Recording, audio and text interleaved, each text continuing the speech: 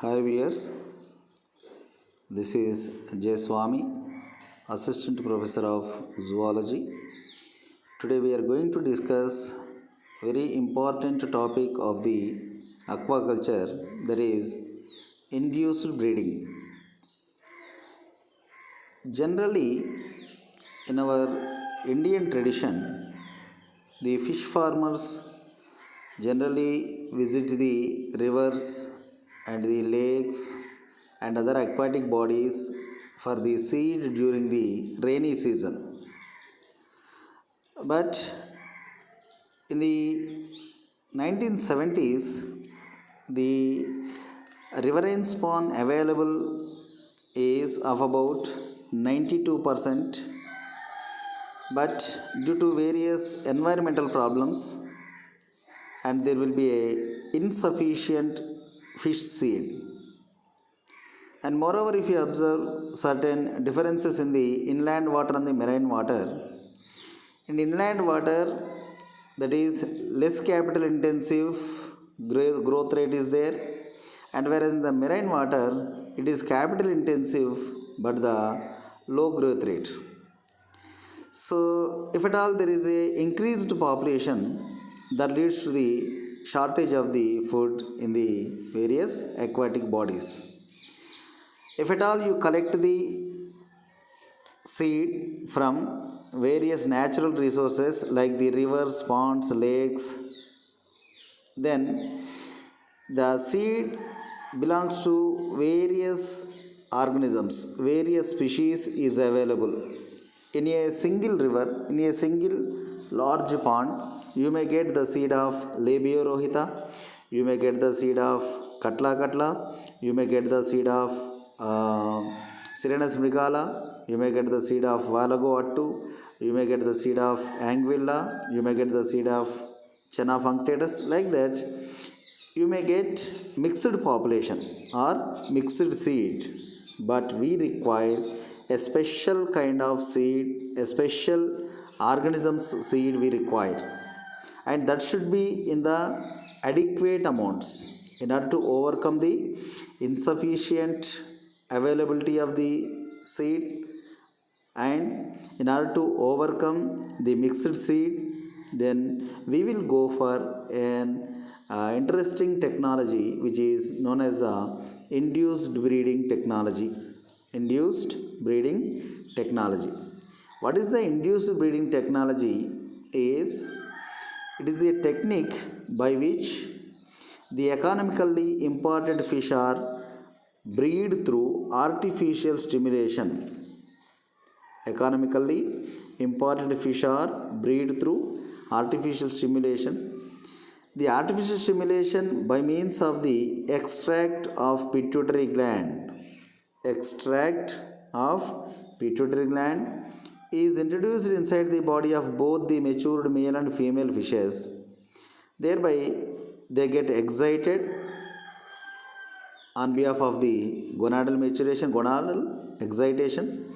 Then they lay eggs and milt and in the pond water, and they subsequently undergo fertilization, and finally there will be a formation of adequate amount of seed and pure seed of a particular fish.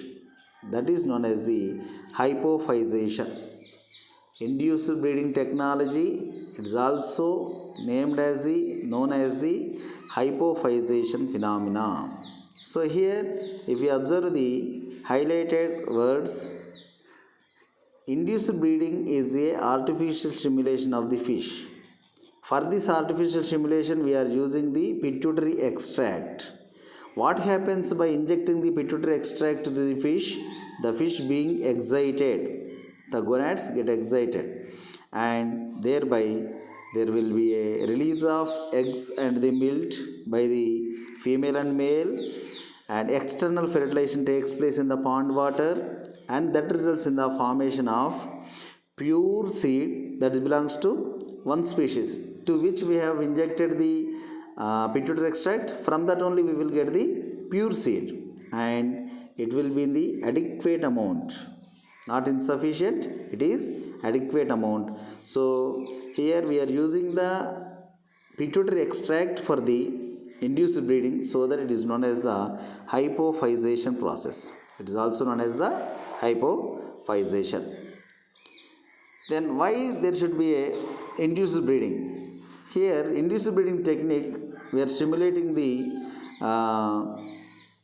individual's gonads by various hormones. Okay, if at all we may not use the pituitary extract, we may go for the synthetic hormones too. So they will be captured, that is possible in the capture fisheries. So the stimulation of the individuals that provides the timely release of sperms and eggs from the ripened gonads of the fishes. Timely release of sperms and eggs from the ripened gonads of the matured fishes. This is the importance of the induced breeding.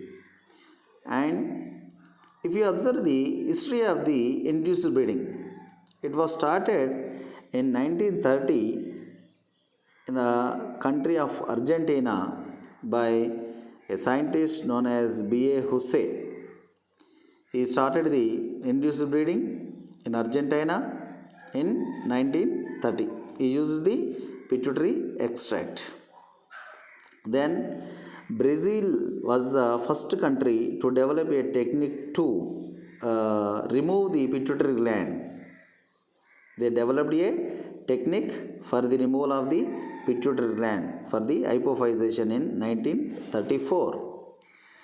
So after the invention of this technique in 1930, after 7 years, in 1937, in India, Hameed Khan was the scientist who made the induced breeding on cirrhinus mrigala, and followed by Dr Hirala Choudary.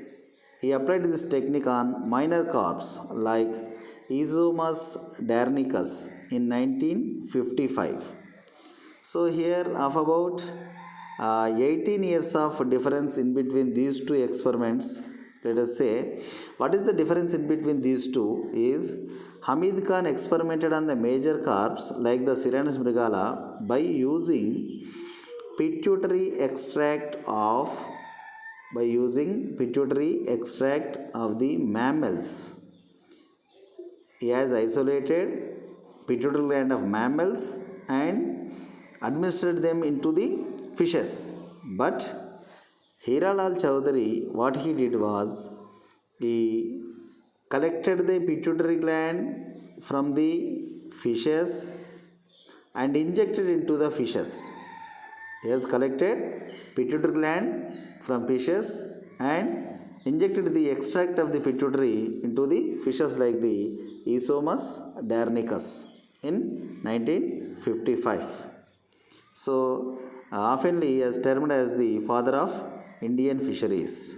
Father of Indian fisheries. And afterwards in 1955-56, Ramaswamy and sundarraj, they first introduced the induced breeding technology to breed clarias batrachus and the Heteropneustes fossilis. Clarias batrachus and the Heteropneustes fossilis. Then afterwards, Choudary and Al-Khuni in 1957, they also experimented on labia rohita, labia bata and cirrhinus reba. And followed by Parameshwaran and Al-Khuni, they successfully breed to exotic Chinese carps like the grass carp. What is the grass carp? Is the Tinopharyngodon idella, and silver carp, Hypophthalmictis mollitrix. So this is the history of the induced breeding worldwide and the India. So this is the image of Professor Dr. Hirala Choudary from 21st November 1921 to 12th September 2014. See the procedure of the induced breeding. There are 5 steps. For our convenience, we have categorized them into 5 steps. Number 1, collection of pituitary gland. 2. Preparation of pituitary extract.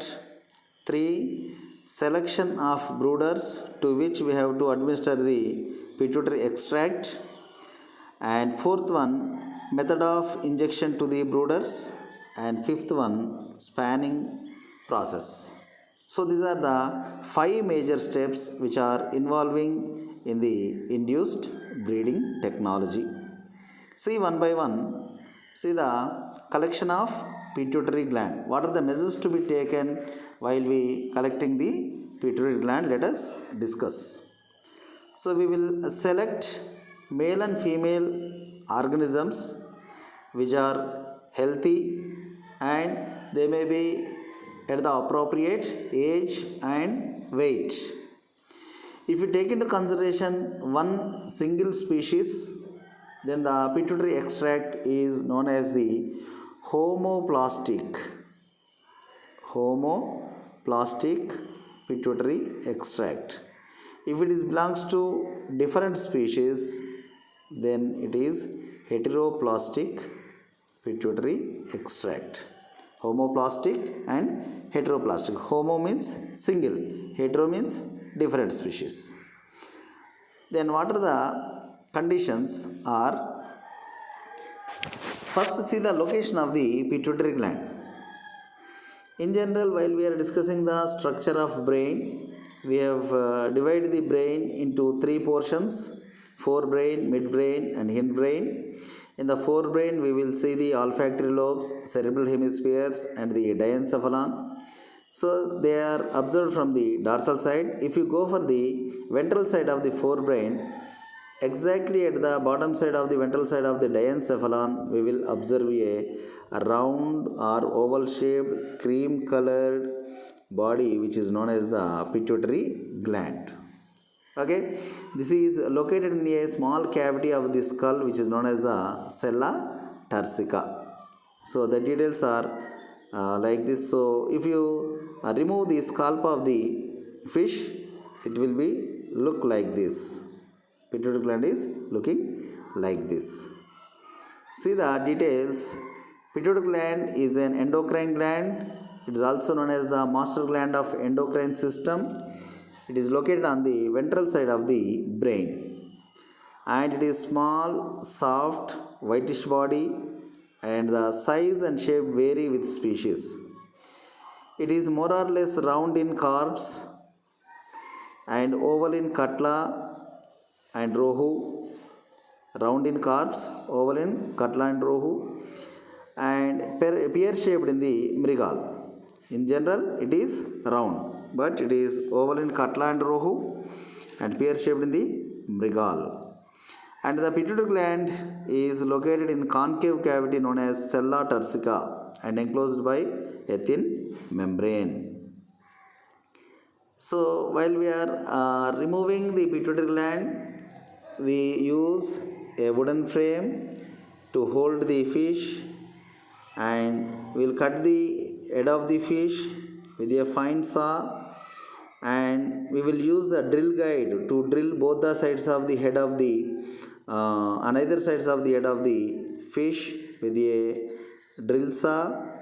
Okay, and we go for the removal of the scalp of the skull, and we will remove the upper sheet, and we take out the brain, and with the help of the fine forceps we will remove the isolate the pituitary gland.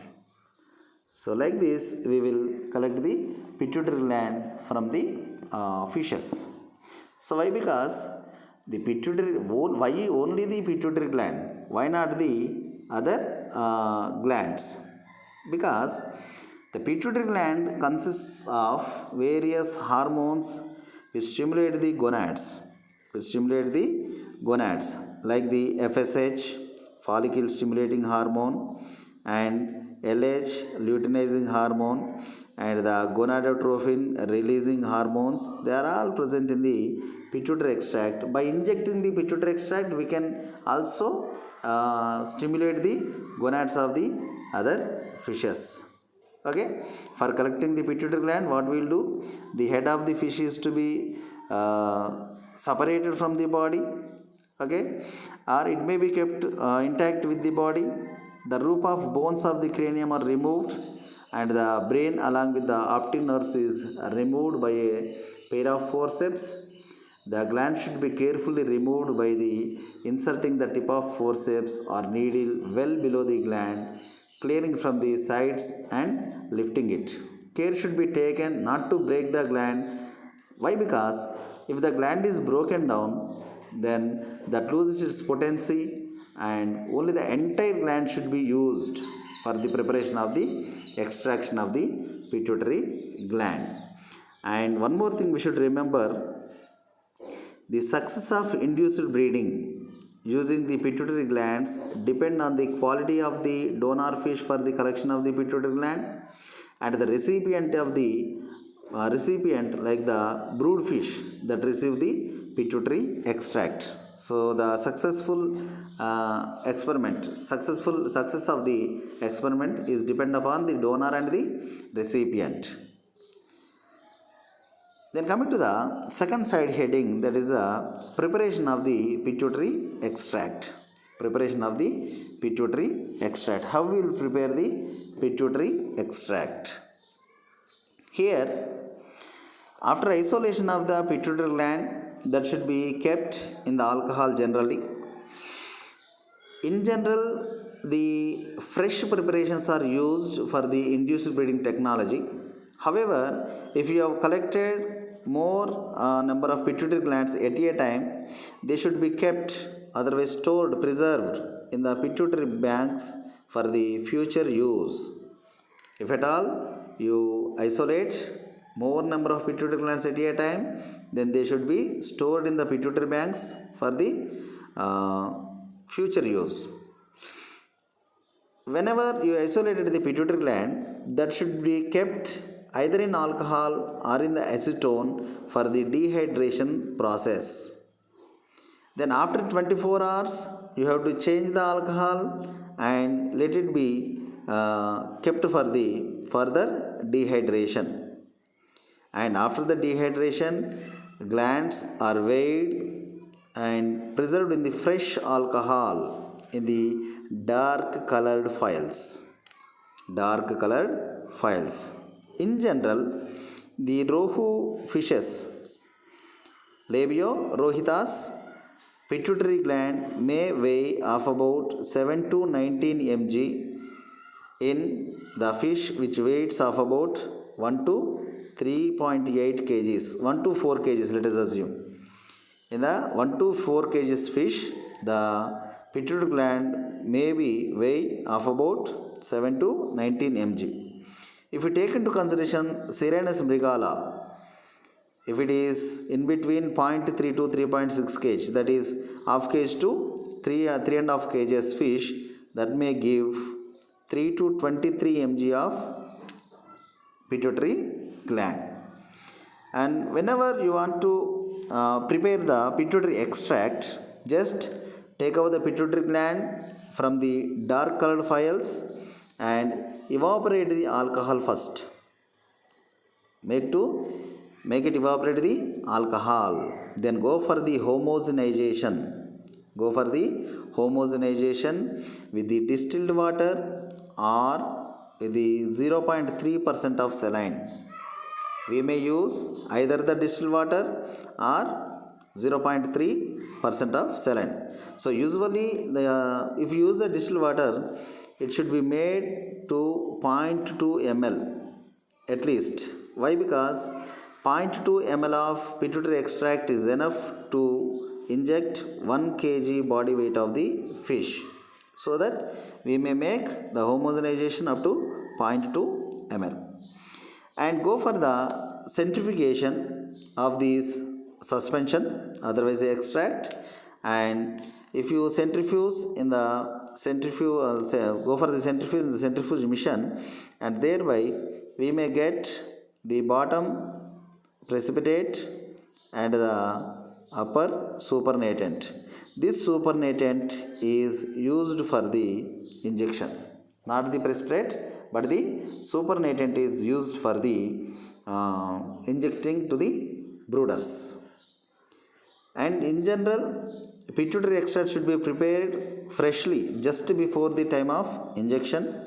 If at all you prepare the bulk amount, then it should be preserved in glycerin. How much glycerin? If 1% of, otherwise 1 part of extract and 3 parts of glycerin. For example, if it is 1 ml of extract is there, you have to add 3 ml of glycerin to that, and it will be kept and stored in a refrigerator for future use. So as usually fresh extract is required. If at all you prepare more in the bulk amount, then you go for the prepare a glycerin preparation and keep it in the refrigerator. Then come to this is the abstract of the pituitary extract. Weigh the gland, homogenize in the distilled water, and add sufficient distilled water to make it 0.2 ml per kg. And usually we will give 1 to 1.5 ml for one fish. Coming to the third step, that is the selection of brooders. While we injecting the hormone, otherwise the pituitary extract, we should take care while selecting the brooders.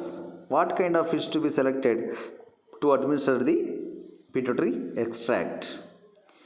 The brooders should be very healthy and they should be sexually matured, that is they have the ripened gonads, and the age limit is 2 to 4 years. So we have to go for the selection of brooders, those which have 2 to 4 years of age and they have the sexually matured gonads and the health conditions to be good. And both the male and female are selected and they will be stocked, they will be stored, they will be stocked in separate ponds. For example, here the males and here the females. So these ponds are known as the segregation ponds. How many fishes to be stocked is 1000 to 2000 of fishes per hectare aquatic pond, and this is done for 1 to 2 months. 1 to 2 months. For example, generally this induced breeding will be done and the pituitary extract, otherwise other synthetic hormones may be injected to the individuals during the month of June or July. So before 2 months means in April or May we have to go for the segregation ponds. Then only they will be kept 1 or 2 months separately. Select the male brooders and female brooders, then stock them separately in segregation ponds. At what rate? 1000 to 2000 fishes per hectare aquatic pond for 1 to 2 months. During this time, during stocking period, what we have to give? We have to provide them with the supplementary feed. So naturally occurring feed, naturally available feed they'll take. So in addition to that, we have to give supplementary feeding. What would be provided is there is a mixture of rice bran and the groundnut oil cake. Rice bran and the groundnut oil cake in 1:1 proportion and 1.2% of the body weight. The weight of the food has been given is 1.2% of the body weight of the fish. In general, the Indian major carps which we will select, they will be in between 1 to 5 kg of body weight. Okay, such kind of brooders we will select for induced breeding technology. And if we stock them in segregation ponds somewhere and we are doing experiment some other place, then while transporting we should take care. We are very careful while transporting the brooders from one place to the another place. So in general, the identification characters of the ripe brood fish are like this. These are the females and these are the males. Okay, females with the smooth pectoral fin, and abdomen is soft and bulging. They have the pinkish ventral surface, and the ventral surface of the fully ripened female is slightly elevated, whereas in the case of male there is a rough pectoral fin, abdomen is smooth and not bulging, ventral is not at all pinkish in color, and we may find out white secretion called milt come out on the pressing on the ventral surface. So based upon these characters we will identify male and female and will be selected for the induced breeding. Then coming to the fourth side heading, that is a method of injection to the brooder. Method of injection to the brooder. In general, we will select the Indian major carps like the Katla, Labiorohita or Cirrhinus mrigala. The best time for the induced breeding is the monsoon time. When the monsoon sets in, we will go for the induced breeding. Why only the monsoon? Because during this time the organisms, the fishes are in fully ripened condition. The gonads of the fishes are fully ripened condition, and moreover the water temperature goes down as the rainy season enters during the monsoon. During the summer season the water temperature is at high levels, but as and when monsoon sets in, during that time water temperature goes down. And during the rainy season we will administer the extract. Through hypodermal mode or through intramuscular mode. Hypodermal mode, just below the skin we will inject the extract. Intramuscular mode, we will inject the needle into the deeper regions of the muscle.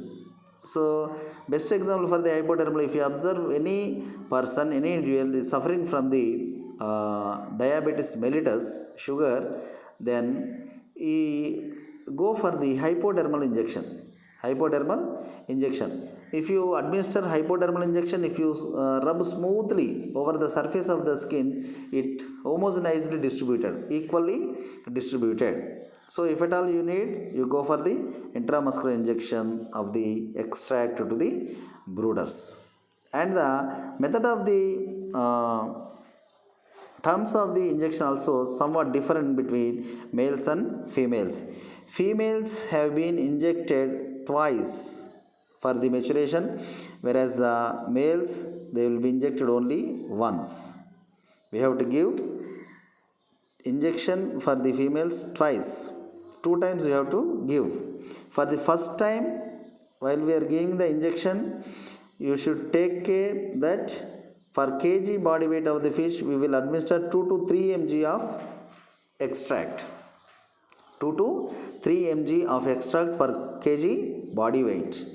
After injection, we will wait for 6 hours, 4 to 6 hours, and the second injection will be administered. So the dosage will be 5 to 8 mg per kg weight. 5 to 8 milligrams of the extract per kg body weight of the fish. So you have to give 2 times for the female, only once for the male. So in the first time while we are administering the extract, 2 to 3 mg of the extract per kg body weight, and after 6 hours second administration will be done. Then during that time 5 to 8 mg of extract will be given per kg body weight. So while we are administering second dose for the female, during that time you have to administer the first dose. You have administer the dose of the only one dose of the male. Okay, when we are injecting the second dose to the female, during that time we also inject the male with its only one dose. Okay, and care should be taken while injecting needle is to be introduced in the muzzle of the caudal peduncle or the near dorsal fin. If you are giving the intramuscular injection, go for the caudal peduncle or near the dorsal fin. Okay, and at any cost, injection should not be done on lateral line sensory system because there are rheoreceptors. So we should not give injection at the lateral line area. So go for the intramuscular injection at the caudal peduncle region, muzzle of the caudal peduncle or muzzle just near to the dorsal fin. So these are the care to be taken. So the injection will be entered, otherwise pricked at the angle of 45 degrees. So here you can see two kinds of administration modes.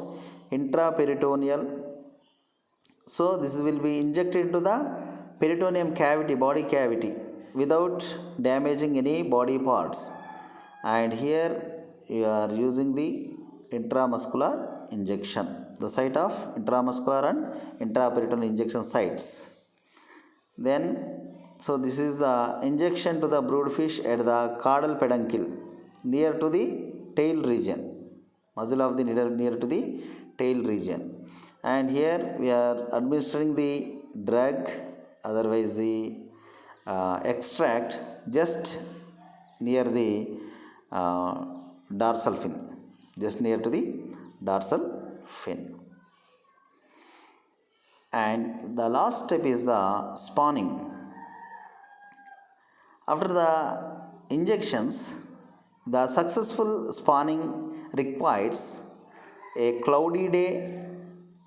Successful spawning requires cloudy day or rainy day, especially after the heavy showers. After the heavy showers, that is, in order to make it successful, the spawning, we have to administer all these extracts on the cloudy day, otherwise on a rainy day, otherwise after the heavy showers, especially after the heavy showers. And collect the males and females, introduce them into the breeding hypa. Introduce them into the breeding hypa at the rate of 1 female is to 2 males. 1 female is to 2 males. What is breeding hypa is, this is the breeding hypa. This is the breeding hypa. It is a rectangular structure. It is a rectangular structure, okay, supported by 4 bamboo poles at each corner, okay, and the measurements may be somewhat different.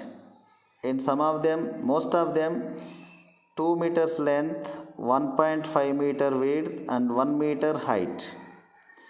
2 is to 1.5 into 1. Some of them, they are 3 meters length, 1.5 width and 1 meter height. Okay, and that should be kept. This kind of hypa, which is surrounded by the mosquito meshes. This mosquito mesh allow the water currents inside, but it never allows the eggs, otherwise sperms, to come outside. Never allows. Okay, such kind of hypas are arranged just 2 to 3 centimeters above the water surface. 2 to 3 centimeters above the water surface. Into this, 1 female fish, if it is introduced, in addition to that, 2 males to be added. 2 males to be added. So what is the hypa? It is a fine netting, rectangular shape, held by 4 bamboo poles, closed meshed with mosquito netting, is preferred for this purpose because it allows good circulation of water but not let the laid eggs and milk to go outside. Measurements always 3 meters length, 1.5 meter width and 1 meter height. The height should remain 2 centimeters above the water level In some of the cases roof may be closed, and in some of the cases roof may be get opened. So this is the HAPA, breeding HAPA. It is known as the breeding HAPA. Okay. In some of them there is a 2 meter length, some of the times 1.5 meter width, 1 meter height. So this is all the mosquito mesh structure. These are the bamboo poles. So like these structures are kept, many number of breeding HAPAs are kept in the induced breeding. So these all are the breeding HAPAs. So when we inject the pituitary extract, that gives the stimulation to the organisms. What is the result of the stimulation? There will be a timely release of the eggs and the sperms. As and when the eggs and sperms are released into the breeding HAPA, that undergoes external fertilization. So as we see in the case of major carps, they undergo external fertilization. Fertilization takes place outside the female individual in the ambient aquatic medium. So these fertilized eggs washed to remove the excess amount of the milt, that is excess sperms will be washed out and allowed to stay undisturbed for 30 minutes. These fertilized eggs are washed thoroughly for the removal of the excess amount of the sperm, and they are allowed to stay undisturbed for 30 minutes. Remove the fish and the eggs are transferred to the inner part of the hatching HAPA. Eggs are transferred to inner part of the hatching HAPA. So like that breeding HAPA, it has two layers. What is the inner portion? Another one is the outer portion. Two nets are present here. Okay, so this is introduced by Ali Kuni. Two separate HAPA. The water HAPA is somewhat larger, 1.8 into 0.9 into 0.9 meters, and covered with the marking cloth. And inner HAPA measures of about 1.75 into 0.75 into 0.5 meters, covered by mosquito net. Okay, so it is sufficient to carry 0.75 to 1 lakh eggs, that is 75,000 to 1 lakh eggs. They may be accommodated in this kind of hatching HAPA. Okay, so here eggs are transferred to the inner part of the hatching HAPA, and after 14 to 18 hours, spawn enter into the outer HAPA. We are introducing them in the inner part of the inner HAPA. Okay, after 14 to 18 hours, they reach outer HAPA. Okay, how do we identify the fertilized eggs and the unfertilized eggs? Fertilized eggs are transparent and pearl-like, whereas the unfertilized eggs, they are opaque or whitish in nature. Then afterwards, this spawn which has been formed in the outer HAPA, they will be transferred to nursery ponds. In the nursery ponds, we will grow them up to the hatchling stage, that is 0.2 to 2 centimeters in length, and again they are transferred to the rearing ponds where actually they grow, otherwise cultivated. So how many number of eggs that get fertilized? For example, 1 lakh. Okay, these 1 lakh of eggs are developed into a small hatchlings of only one species. They belongs to only one species only, right? And how many number of eggs we require? That much adequate amount of eggs we will get by the induced breeding technology. Okay, there is no mixed population, the pure seed is available. Okay, and we will get adequate amount of eggs.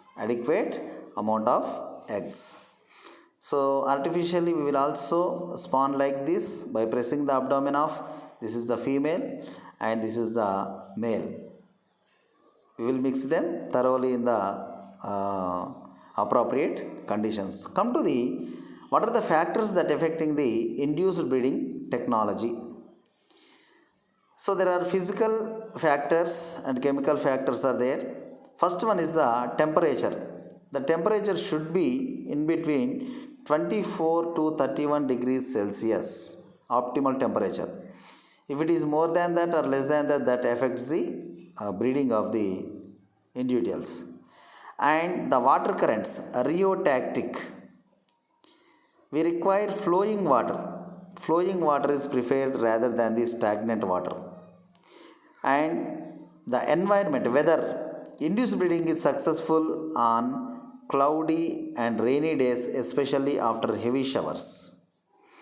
And light also play an important role in the early maturation and the spawning. And environmental disturbances that leads to the insufficient release of hormone. Environmental disturbances that lead to that cause insufficient release of hormone. And there is a nutritional factors.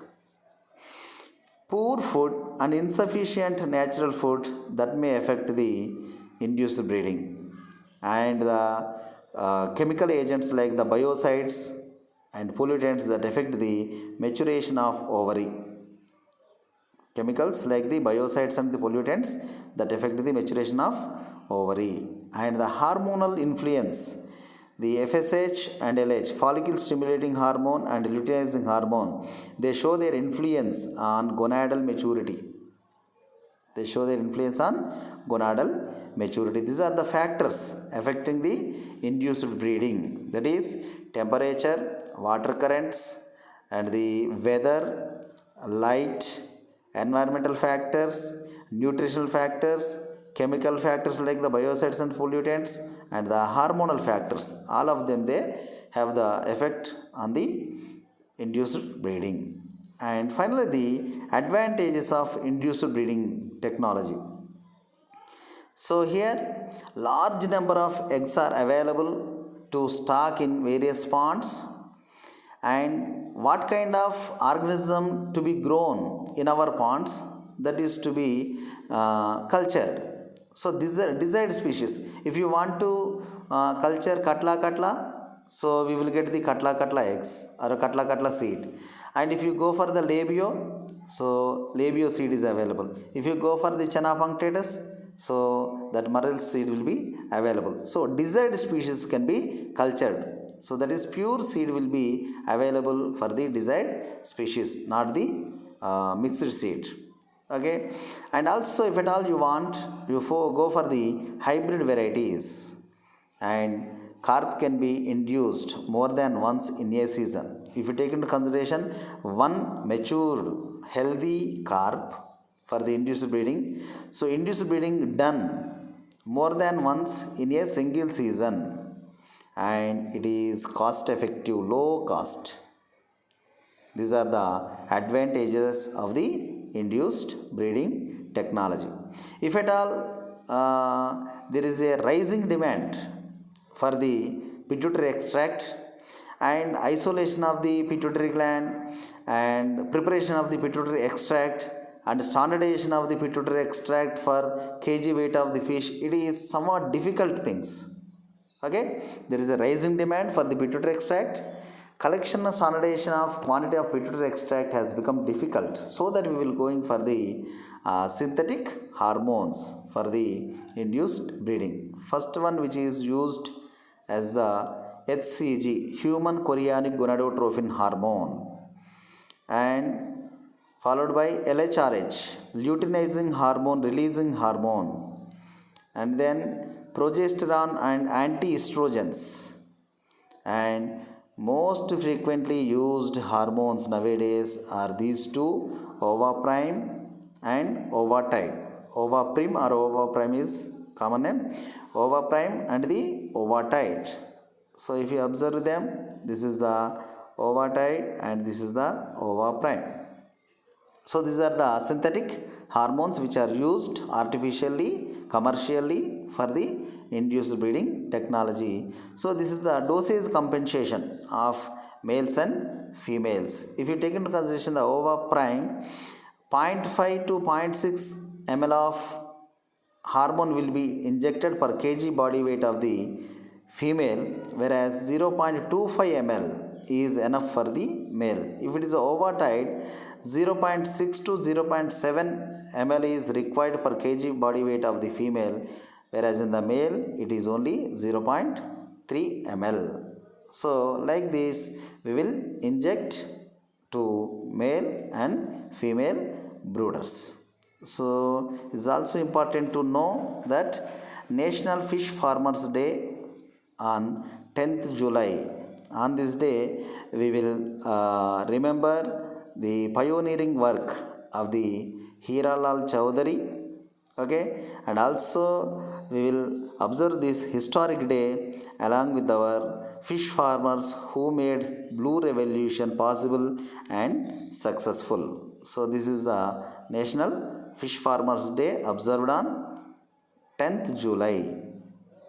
So this is all about the induced breeding technology. So thank you one and all.